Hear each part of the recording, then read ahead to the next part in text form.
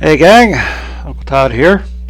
And for this Thanksgiving, I have decided to, instead of looking at films that have birds in them, I thought in the spirit of turkey films, I'd look at 3 films this month that are by famous, or in some cases infamously, considered bad filmmakers. The first film we're going to look at is Dracula versus Frankenstein, made by Adamson. He's had a pretty interesting career, mostly because his films are made up of pieces of other films. Probably the most worked on, besides the one we're going to watch, is Blood of Ghastly Horror, which had started as a film in the 60s called Psycho A Go-Go, which was a crime film in which one of the members of the crime gang was a psychopath. And he couldn't sell it. And so it said, well, the problem is we don't understand why the one guy is acting the way he does. So Adamson hired John Carradine, and the actor who played the psycho killer, and filmed some new footage of him as a man killed in Vietnam who's brought back to life by Carradine and has a computer thing implanted in his brain which malfunctions, and that's what causes him to go crazy. And it was called The Man with the Synthetic Brain. Then in the 70s, he took large swatches of this film and filmed new footage in which there's a zombie killing going on. And it turns out it's perpetuated by the father of the killer from the original film. And Tommy Kirk plays a grizzled, tough, streetwise detective. And he has flashbacks to the original case, which is then made up of footage from the original film. And then the father, who's a scientist who created the zombie, he has other flashbacks from that film too. So, I mean, the original footage they did in the 70s is probably 10 to 15 minutes. One of his other most well-known films from Adamson was Horror of the Blood Planet, in which in the 60s he took a black and white Filipino caveman film in which all the cave people had fangs, shot some footage of people in a spacecraft landing on this planet, and using body doubles would allow them to interact occasionally with characters from the original film. And in order to get over the fact that it's a black and white film footage they're using, he came up with this clever conceit of the planet's radiation was spectral in origin, and so different scenes would be in different colors depending on the rate of the radiation. It's okay as long as it doesn't go red, because that's when it's dangerous for humans. So eventually at the end it goes red. And then when he released it in the drive-ins in the 70s, he filmed some footage in the 70s of vampires attacking people, and some other scientists explaining they're sending this ship to this other planet to see if it's the origin of the vampires, which, if you've seen the film, they never really find out. And then we have this film. Now this one started off as a sequel to probably his most fiscally successful film, Satan's Sadists, which came out during the height of the biker craze in the late 60s. And he got the original biker chief, played by Russ Tamblyn, to reappear, to reprise his role. And he filmed for a while, and then they had made a deal for a horror flick that would feature Frankenstein. So he scrapped a bunch of footage, hired J. Carrol Naish and Lon Chaney Jr. This would turn out to be their final film, and started filming a Frankenstein film. Then they didn't have enough material for this, so he decided to add Dracula to the mix. Now, ironically, he was taking too much time and they had to get a Frankenstein film out to the distributors, so they bought a Paul Nash werewolf film and dubbed some narration at the beginning to say that the Frankenstein family had changed their name to Wolfenstein, and then retitled the film Frankenstein's Bloody Terror. But this film actually had two endings. There was one ending which had more of a happy ending with the hero surviving, and then a year later he decided that ending didn't work, so he brought back the actor playing Dracula, the heroine, who just also happened to be his wife, Regina Carroll, and had to hire a new person to play the Frankenstein monster because John Bloom wasn't available. And they filmed a much more extended battle at the end. But we'll get to that later. We open with Dracula, who kills, by, of course, blood-sucking, a guard at a cemetery. And why? Because he's wanting to unearth something in a specific grave.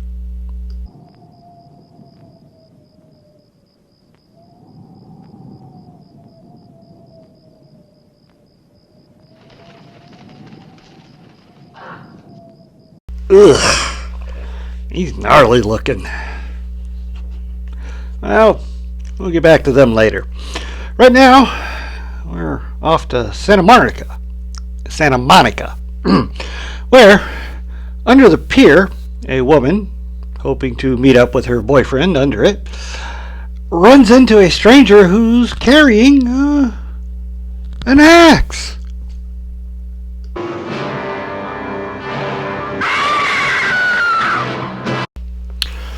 Whoa!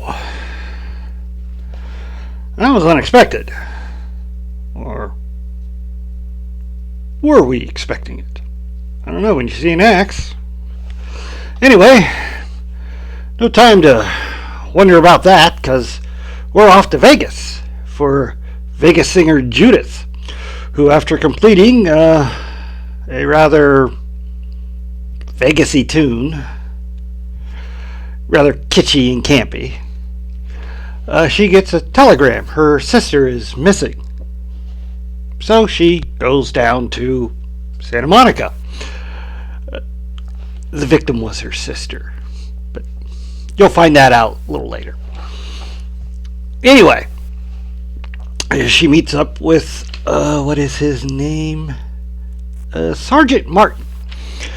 And, oh, is he a pleasant man to deal with. Your kid's sister chose to live with a bunch of hippies out near the beach. Now, it seems that living near the water brings out the best and the worst in us. There's an amusement park just east of the pier. It's a hangout for pushers and white slavery operators. Oh, yeah, we still got him around. Well, he doesn't pull many punches, does he? Not exactly Jack Webb, but who is? Yes, you sharp-eyed viewers, that is Jim Davis of Dallas fame. He appeared in several horror films as well as many westerns and other things before his big pop culture breakthrough as Jock Ewing on the very highly rated nighttime soap Dallas, in which my mom was an ardent fan. Up until the one season was all a dream, so they could bring back Patrick Duffy. But we're not here to talk about that. We next move to the Santa Monica Pier, where a certain Dr. Duria,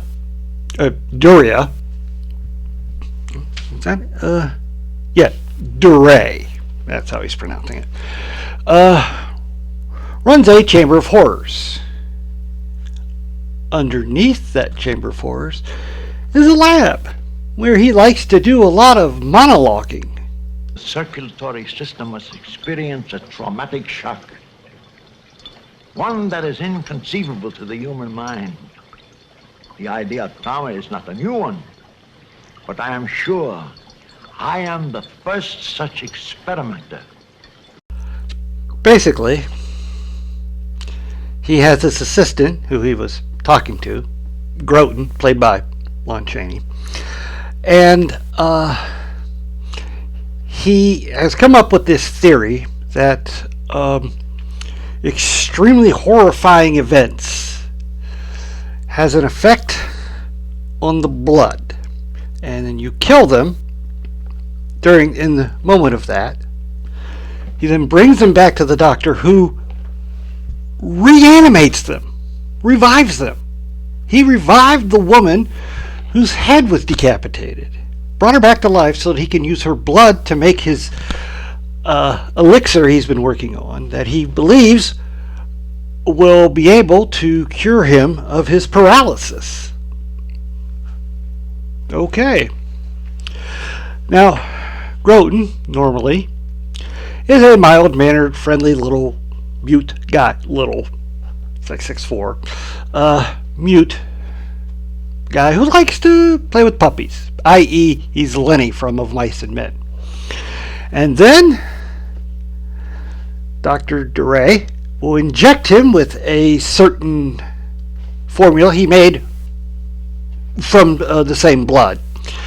And this will cause Groton his face to get all weird colored and become homicidal, and then he'll take an axe and go out and hunt people under the pier. So it's sort of Of Mice and Men mixed with the Wolfman for his portrayal. And he does find someone under the pier. Hey, wait a minute. I hear it now, too. Oh, don't listen to it. Let's get out of here.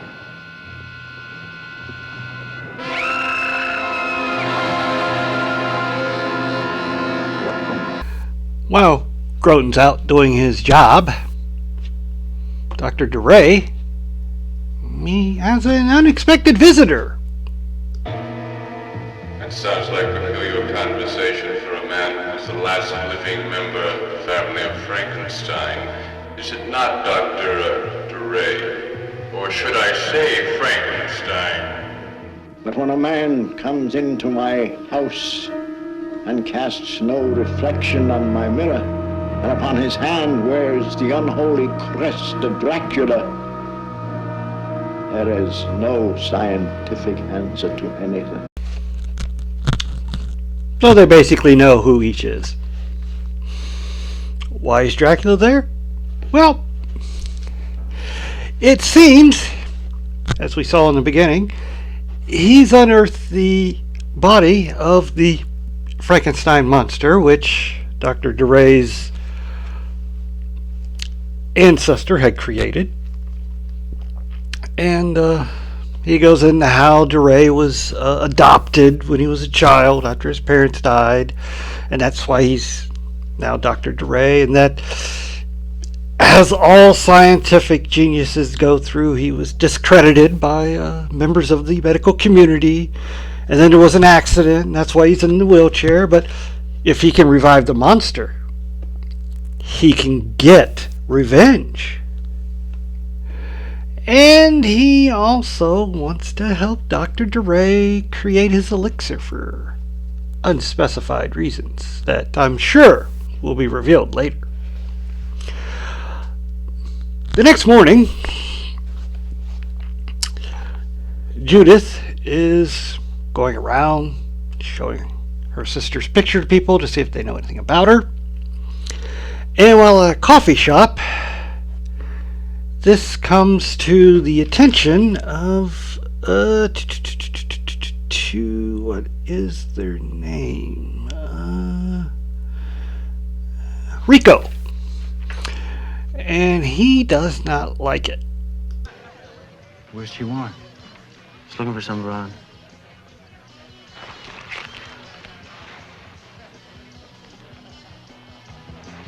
Here, give her these. So, waiter gives her some coffee with whatever that was in it, and after she drinks it, she starts to have a really bad trip.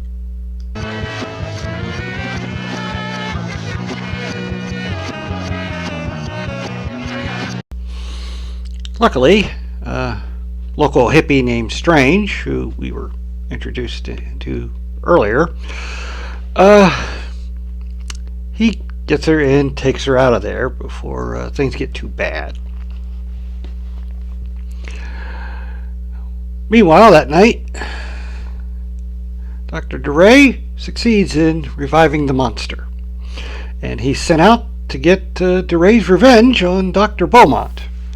And you'll never guess who's playing Dr. Beaumont. Get out of the car, Dr. Beaumont.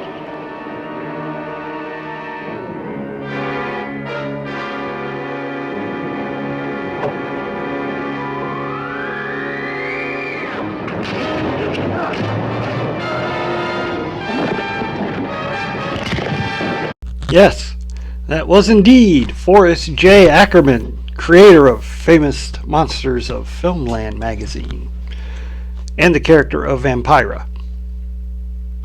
Vampirella. I always get those two confused.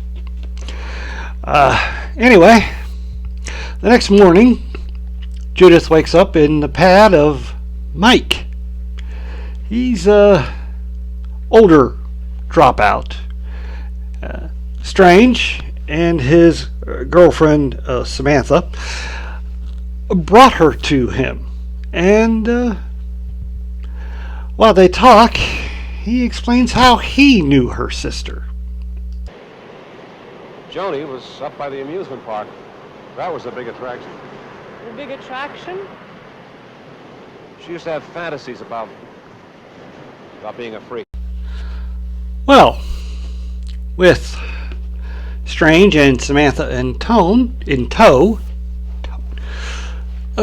they go to the amusement park where, after dickering around on the price of a ticket from the Barker, played by the incomparable Angelo Rizzuto, well-known little person actor. He'd been in Freaks, Spooks Run Wild, and Scared to Death with Bela Lugosi, and played Master, part of the Master Blaster character from Mad Max Beyond Thunderdome. Anyways, once inside the Chamber of Horrors, they make the acquaintance of Dr. DeRay and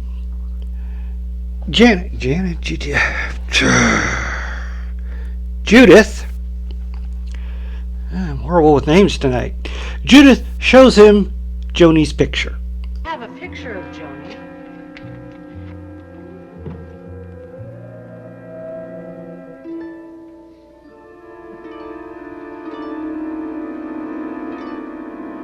The face is not familiar to me. They know he's lying, and they discuss this as they leave. But before they can be really getting into it, Rico and his gang shows up. Seems Samantha used to be with them, and he would like her to come back. And he won't take any no's. But before things get too out of hand, Sergeant Martin shows up and runs them off, and again warns Judith to let him handle these things. The rest of the day is spent in a montage of Mike and Judith falling in love as they walk along the beach and kiss and, all that stuff. Then that night, the monster, being restless, goes out and finds a couple to kill.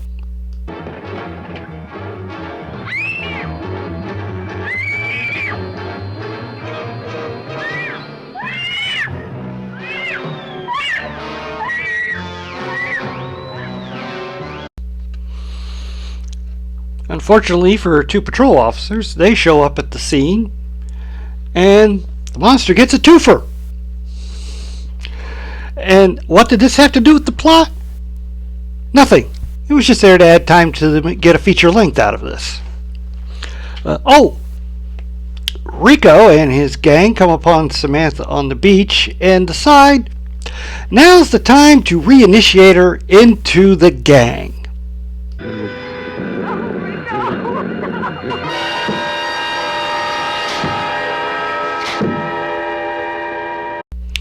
Good thing Groton was there, huh? Or was it? On the one hand, yes. On the other hand, she ends up with Dr. DeRay's lab. Well, Mike and Judith are doing some sleuthing, and they come upon the bodies, and Mike finds Samantha's locket. So they rush the ticket taker and go in and force their way to finding the lab, where we get another monologue.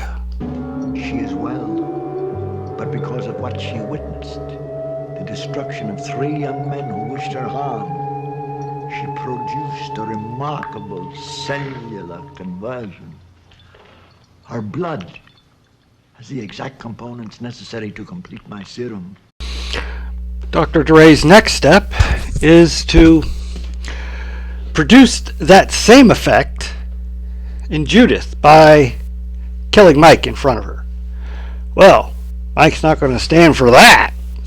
And we get a big battle in which we get 2 of the most ridiculous deaths ever put on celluloid.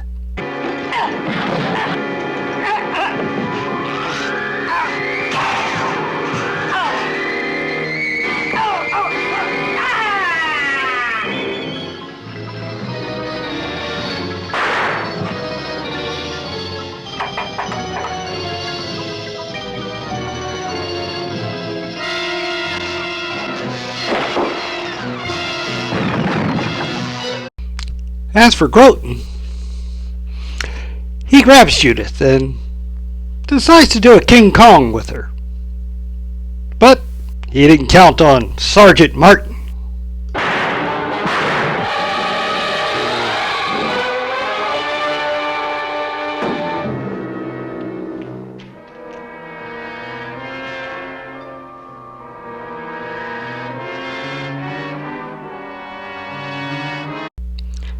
How poignant to have his puppy there to give him a fond farewell. But it's not over yet, because no sooner is Judith rescued than she gets grabbed by Dracula.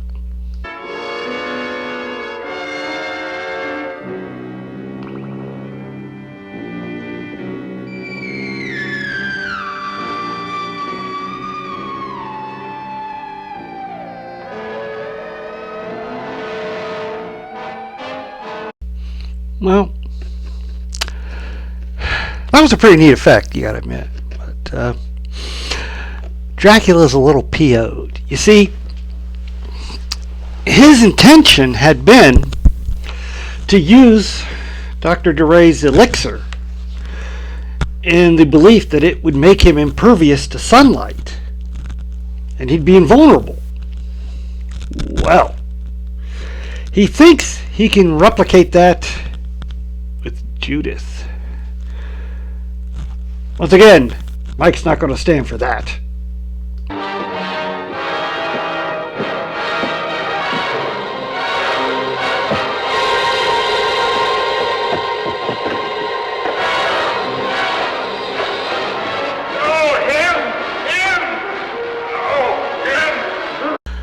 Dracula and the monster thus occupied, Mike swoops in, unties Judith, and they skedaddle.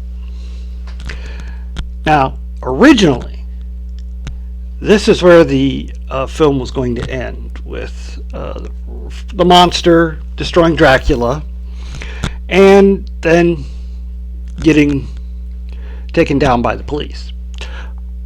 But, or was he blown up?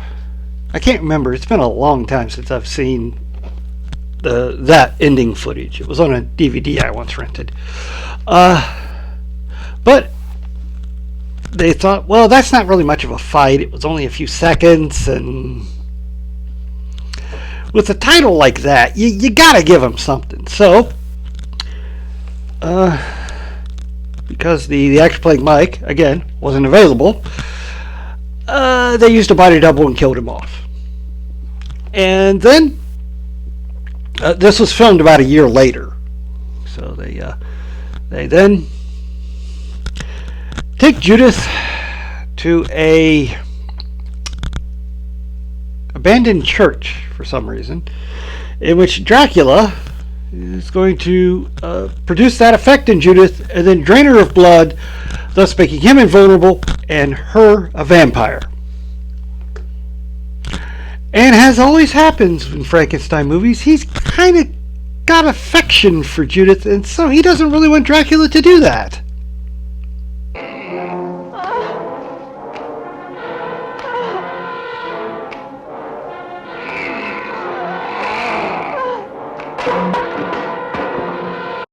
Well, that's one way to take it outside.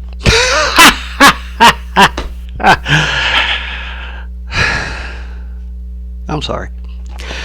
Anywho, they kind of fight sort of out in the woods. It's kind of hard to tell until Dracula destroys the monster.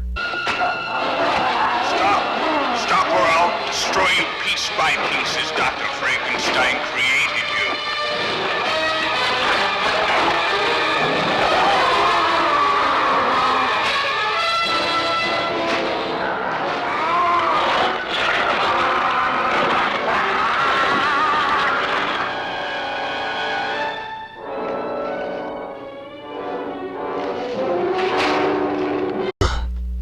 Gnarly.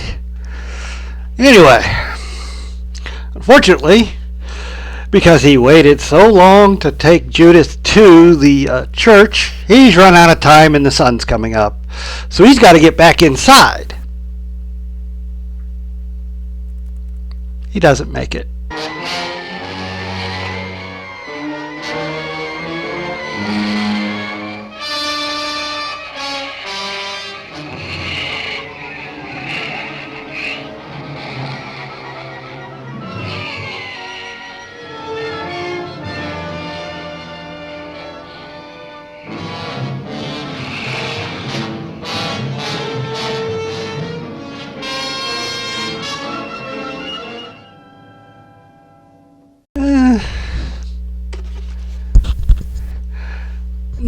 Not as good as Christopher Lee's turning to dust in Horror of Dracula, or Lugosi melting in the end of Return of the Vampire, but it's not bad. Then, luckily, Judith manages to escape, and she finds Dracula's ring, which had fallen off during the fight. She picks it up. But don't worry, she's not going to become possessed by it.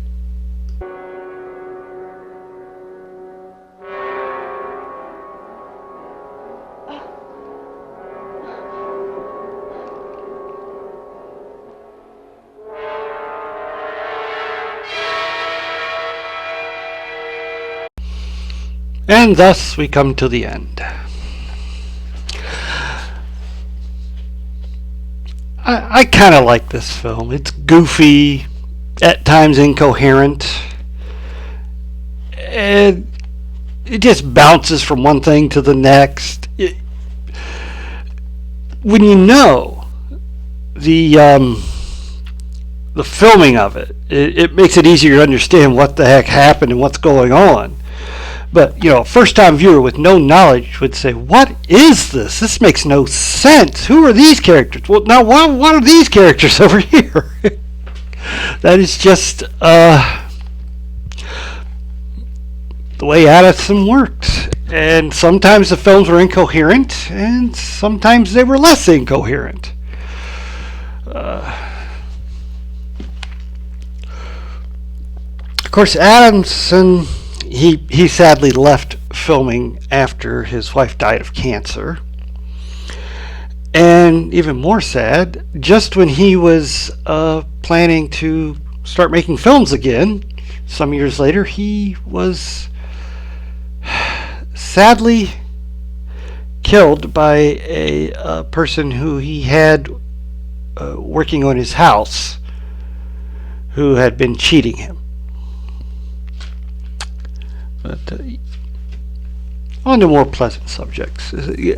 Quite a interesting cast.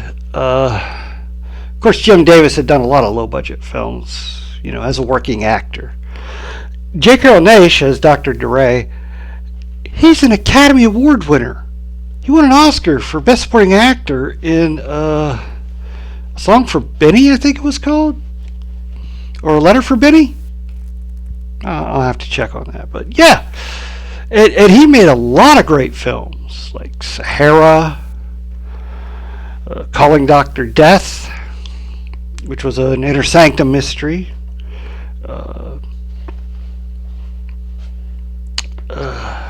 I'm blanking out. Don't worry about that. But he played the villain Daka in the Batman serial from 1943, in which he unfortunately was wearing makeup to look Japanese. In the 50s, he once again wore Asian makeup to do a short-lived TV show on Charlie Chan. But yeah, great actor. Sadly, fallen on hard times and was in this film. As for Chaney, the reason he doesn't have any dialogue is, one, his alcoholism, in which he was famously known for saying, get what you can get before lunch, because that's when he would start drinking, and there's no way they were getting dialogue out of him at that point. And two, he was suffering from throat cancer at that time. The same thing that killed his father. You would think he wouldn't become such a heavy smoker, because that's what killed his father, the man of 1,000 faces. But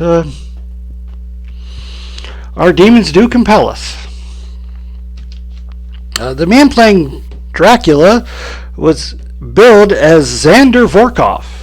He was actually Raphael Peter Engel, a hairdresser. He's okay, I guess. But I think it was kind of silly to have his voice echoed like that. It didn't make a lot of sense. And John Bloom played the monster in most of the scenes. He was a accountant who sidelined in low-budget films as various creatures. He was also in The Incredible Two-Headed Transplant, Brain of Blood, The Dark, and I believe his last credit was in The Hills Have Eyes Part 2. The one who played the monster in the later scene during the fight was a man named, let me see here, no, wrong way. I believe his name was Shelley. Here, Shelley Weiss. That was the man who played the monster in the end where he gets torn apart. Interesting fact, the equipment in the Frankenstein lab was the same Kenneth Strickfaden equipment used in the 31 Frankenstein and was used in many other films right up to the 80s. He made good equipment. But not a great film. I find it enjoyable because it's so silly. And unfortunately, the copy I have is able to get is so washed out it almost looks black and white at times. But if you like really bad films, you might like this one. If not, stick with Ed Wood. But that's about all I've got to say about this little grade Z film, as they would call them. Please hit like, share, and subscribe. And as always, stay after for my favorite scene.